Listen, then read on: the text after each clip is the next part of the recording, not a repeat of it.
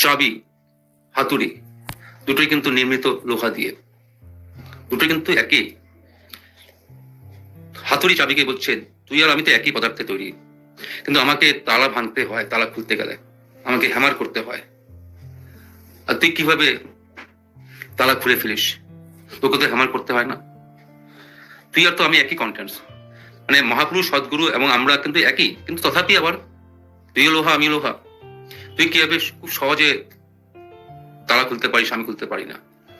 তো চাবি বলছে তুমি উপর থেকে মারো, মেরে ভেঙে অনেক সময় লাগে, এতে তুমিও ইনজুরি হও, যাকে মারছো সেও ইনজুরি হয়। আমি তা করি না। আমি কি করি? আমি গিয়ে তার ভিতরে প্রবেশ করি, একদম অন্তরে চলে যাই।